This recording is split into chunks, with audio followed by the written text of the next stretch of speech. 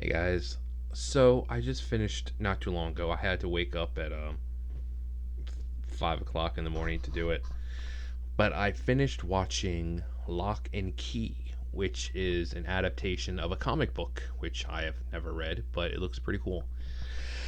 Um, so it's season one. It's only 10 episodes, and each episode is like 40 minutes long. So you could binge watch the entire season in just a couple of hours, essentially 10 hours. So not even half a day, you're done with it. I started last night, and what time did I start? I think I started not too long after I got back home from work, and then I woke up again at like 5 o'clock, and I started watching it again. Um, it's a pretty good series so far. Like I said, it's an adaptation of the comic, which is, well, it's a bit more gruesome and bloody, and but it's really cool, and it has some really cool, like, things going for it. So basically, Lock and Key. Locke is the family's last name. Locke, Locke, not Lock. So Locke is their last name, and Key, the house that they live in, is filled with like these magic keys, and each key does something different, which I think is really cool. For instance, I've looked up. There's like a whole like that long a list of just keys. There's like a squirrel key that can control squirrels. There's an owl key which allows you to control a mechanized owl. I'm like, okay, but then you have some really cool ones that give you flight. There's the shadow key, where basically it's like Shikamaru's um, shadow possession, except the shadows kill you. So it's not like really shadow possession, it's more just shadows kill you. The brain key, which you stick into the back of your neck, um, turn it, and you'll see a door appear. Or in like Bodhi's case, who is the youngest kid, he has like a toy chest appear and allows you to go inside your mind, relive your memories, and stuff like that. Um, there's a matchstick key. Basically, it's the key and it has like a little flame type thing. And basically, anything you touch with this key just boom, incinerates. Um, Mirror key, which allows you to kind of like go through mirrors and stuff. There's the anywhere key, where pretty much says it all right there. Anywhere you think of a place, or it has to be a place you've seen or something like that. You stick the key in the hole, boom, you open it up, there it is. So if you've seen a picture of some place in like France, you turn, boom, there.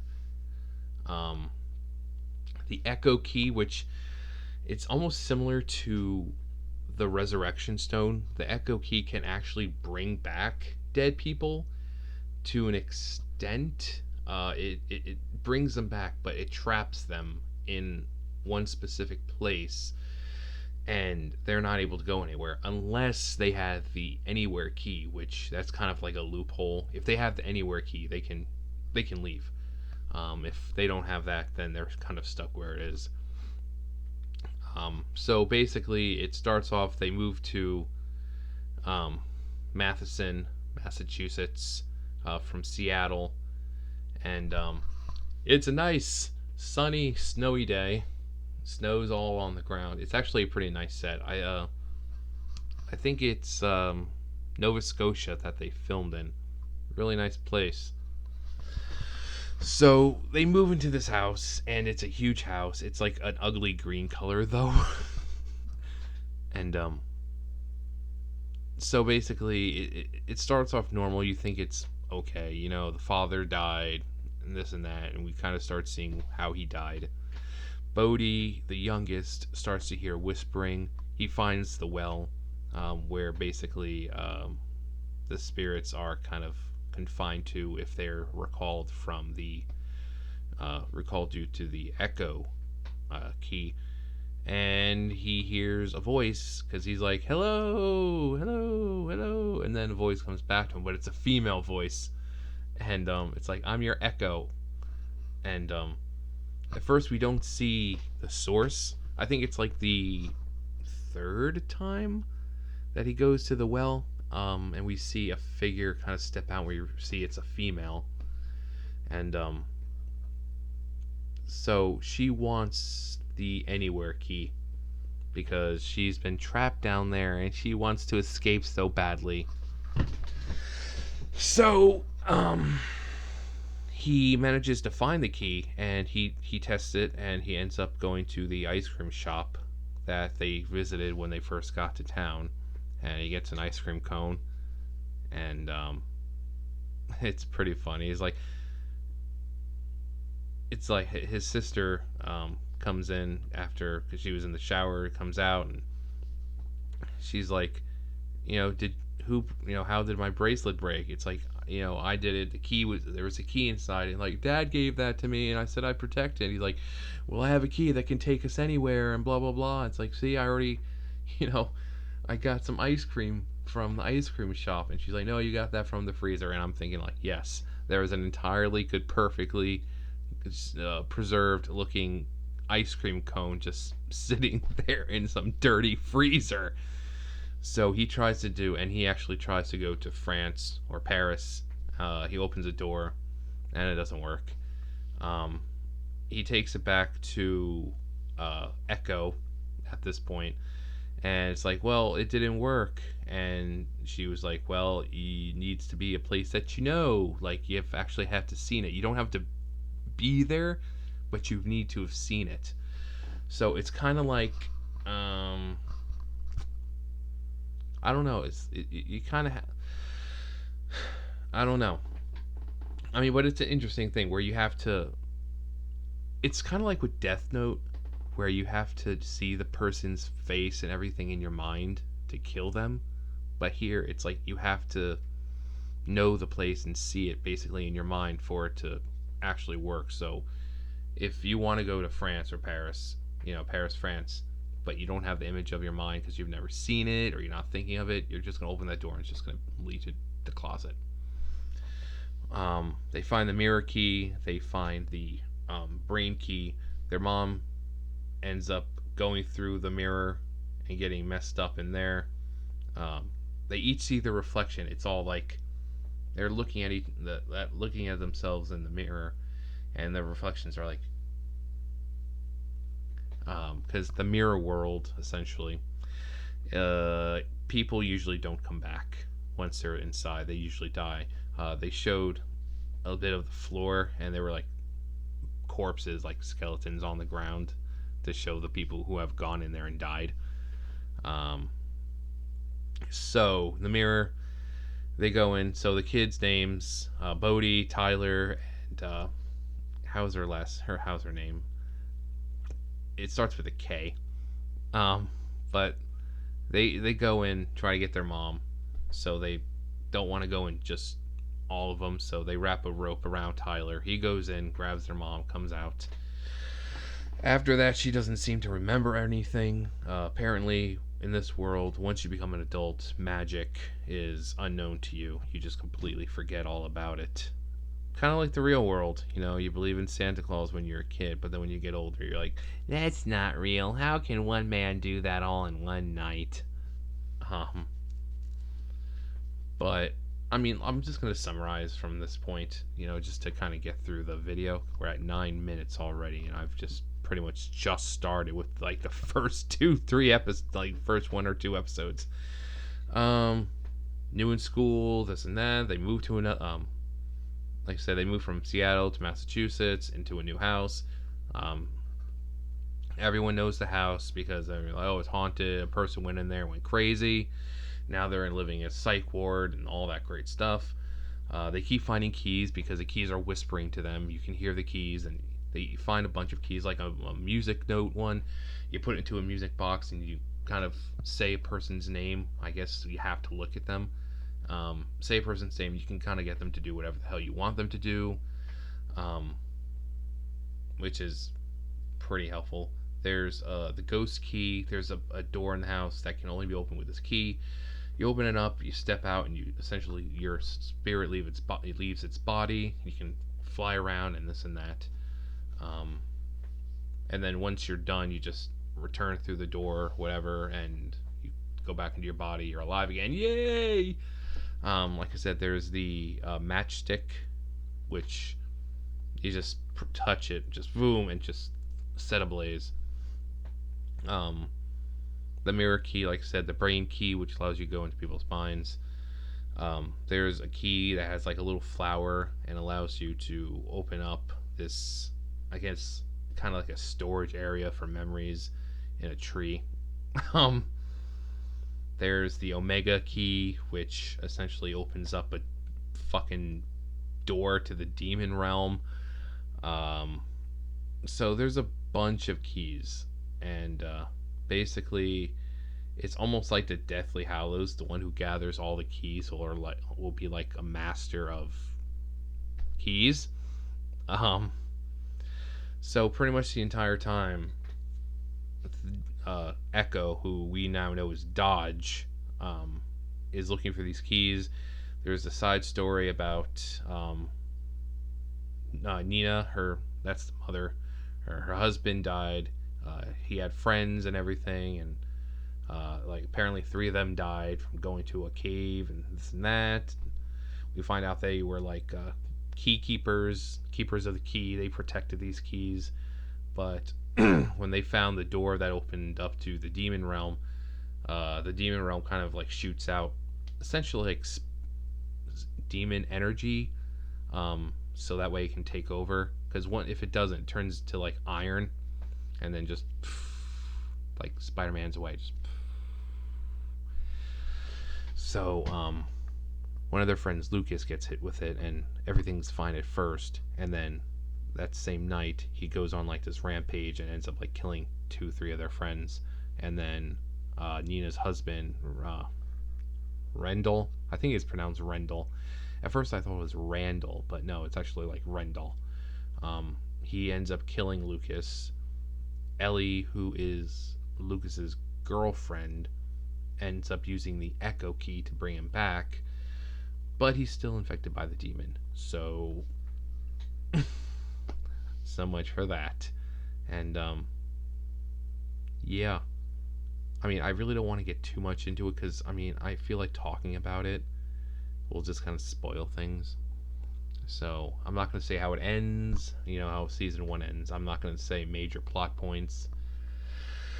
I'm going to say go watch it. If you have Netflix, go watch it. It's definitely worth the, like I said, 10 hours it'll take. It's definitely worth the watch. Okay, making sure I was recording. I know I'm recording this, but I'm like looking at the light for my mic. I'm like, have I been talking for 13 minutes to myself? I certainly hope not. And hang on. I just, oh, okay. I just didn't get rid of the message. But yeah, I don't want to ruin anything. It's really good. And I would say if you have time, go look at the comic book. See if, basically they took like 3-4 comics, like 5 comics worth, and just packed them into the series so far. Because I was looking at the comics and I'm like, book, 5th comic, and it's stuff that's happened. I'm like, Jesus, this is a lot of stuff that they're cramming into a 10 episode season. But I mean, they do that with anything. The Harry Potter, Lord of the Rings, Percy Jackson. You kind of have to pick the most important things and then cram them into a couple of hours worth of footage. I have to say, for the most part, I wasn't bored. I mean, there are some parts where you're like, oh my god, can you just please stop talking and have something happen? But for the most part, I was invested in these characters. I want to know what happens next. I want to see them come out okay. I want them to, unravel the mysteries, more mysteries of this house. Most of the well, not most of the mysteries, but they know what happened to their father and why. They, like I said, their father gets shot, but they don't know why he was shot, and then later it's revealed why. We don't. We know who shot him, but it turns out he was technically working for someone. So it's like, okay, what were their motives? Um, so you generally feel interested and, you know, worrying about, oh, something's gonna happen to them. And then of course there's like an M Night Shyamalan Saw plot twist at the end, which they give you hints throughout this the season about this thing that's coming up, but most of it was sharp-eyed stuff because I mean during a scene you'll be focused on the characters and you're not really paying attention to the background, which is where they hide a lot of the stuff, is the background or certain choices for characters, not the character themselves, but like maybe they wore something or something like that. um, but yeah, at the end it's like, what? Which I always like being surprised. I really do, because it's very, very, very rare I'm surprised by anything anymore. I'm the kind of guy, I can go into any horror movie or something, I can tell you exactly what's going to happen before the movie even starts. That's how predictable things are, and that's how well I can predict them. But this had me like, what? Well, I didn't see that coming. Because I'm sitting there and I'm talking to myself saying, hey, yeah, this is going to happen. And then when you think it's going to happen, whoop, something completely different. It's like freaking Monty Python up in here. It's like, now it's time for something completely different. So when they're able to do that, yeah, that's a good show. Like I said, it's 10 episodes, 40 minutes long. Second season's probably not coming out for a while. I don't even know if they started filming it. But yeah, I would say go check it out as I clean all this cat hair off my mic.